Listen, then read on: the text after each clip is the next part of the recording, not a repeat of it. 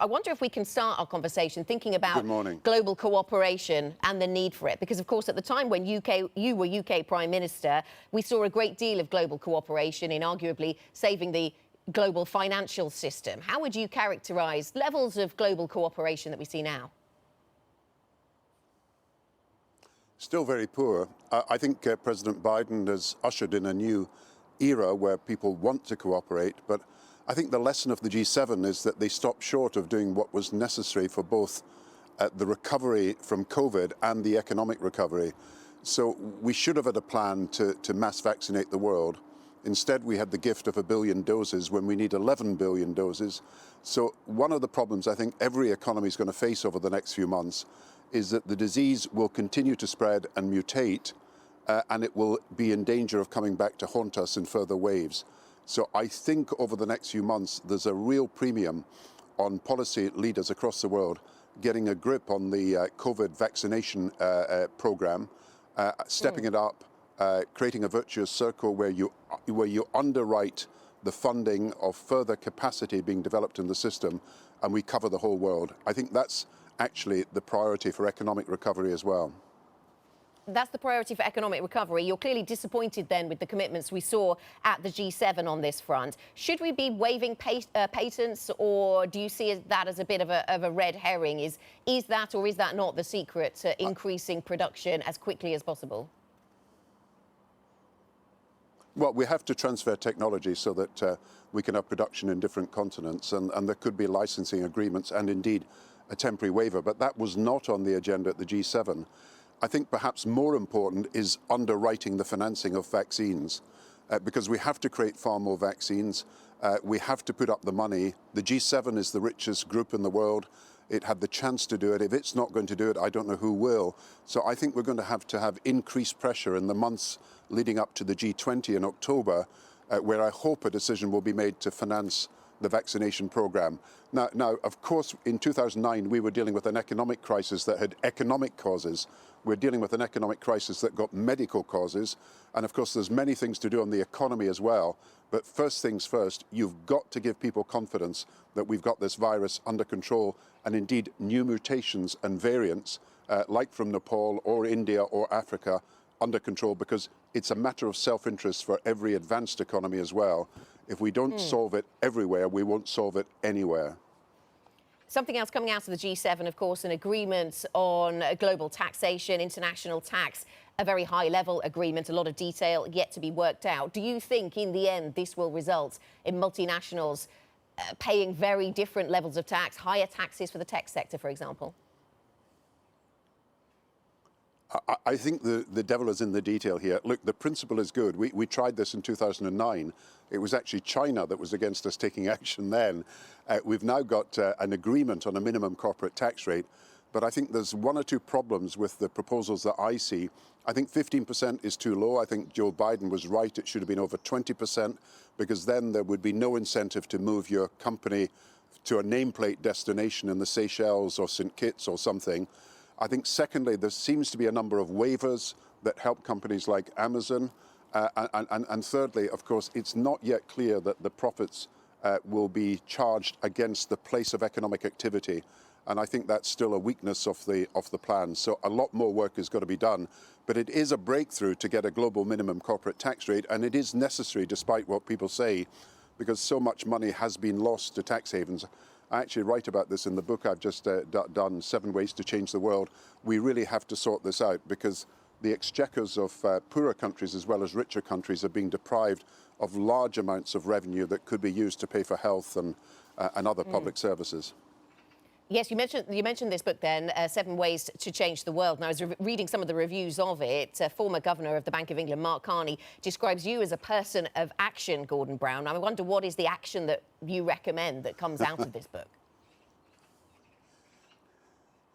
Well, I think, look, leadership is about two things when you've got a crisis. You've got to get to the root of the problem, and that's why I'm emphasizing this is a medical problem that's caused an economic disaster. And secondly, you've got to be 1 or 2 steps ahead, preferably 2 or 3 steps ahead of events. And I feel that around the world, in terms of global cooperation, we've been behind the curve at almost every point, and we've acted too late.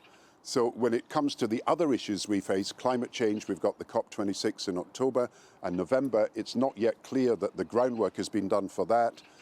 Discussions between President Putin and President Biden yesterday on nuclear proliferation, amongst other things. Again, I think we're behind the curve on that because we've got great power rivalries, but we've also got a build-up of nuclear weapons. So leadership is about getting ahead of the issue, and I think on all these issues, we need to get people around the table more effectively. Probably the G20 is the most effective instrument for the economy and indeed perhaps for the groundwork for the COP26 on climate change. And I think people are feeling their way towards greater cooperation. We know what's wrong, but we haven't done enough to put things right. In terms of the climate change agenda, clearly that's very high on the agenda for many governments, and the UK very focused on it because of the COP meeting taking place in Scotland a little bit later on this year. What would you be doing that the government is not already doing? They clearly have high ambitions. Some of the detail about delivery may be missing. So what would you be doing?